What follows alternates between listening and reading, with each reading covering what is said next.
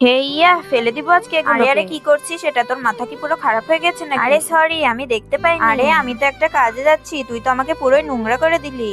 একদম ঠিক হয়েছে। এই শোন শোন, এতগুলো মাছ ফেলে দিচ্ছিস কেন? তাতে তোমার কি? এই মাছগুলো তো এখন অনেক ভালো আছে। ভালো না, ছাই আছে, দুর্গন্ধ বেরোচ্ছে ওগুলো দিয়ে। তোমার ইচ্ছে হলে তুমি নিয়ে যাও। আমি এগুলোকে নিয়ে যাচ্ছি, পরে কিন্তু চাইতে পারবি না। যাওয়ার জন্য ফেলেছি নাকি আমি? নিয়ে যাও ওগুলোকে।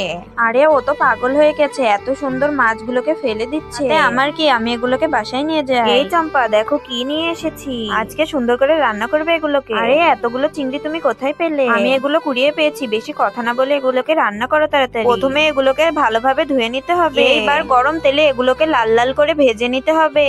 এইবার কড়াইয়ের মধ্যে তেল দিয়ে ঝাল পেঁয়াজ রসুন দিয়ে এগুলোকে ভালোভাবে রান্না করে নিতে হবে। বন্ধুরা, তোমরা যদি আপেল খেয়ে থাকো তাহলে ভিডিওতে একটি লাইক দিবে, আর যদি চকলেট খেয়ে থাকো তাহলে চ্যানেলটিকে সাবস্ক্রাইব করবে, আর তুমি কোন ক্লাসে পড়ো কমেন্ট করে জানিও। আরে এটা দিয়ে তো অনেক সুন্দর গন্ধ বেরিয়েছে, খেয়ে দেখি কেমন হয়েছে।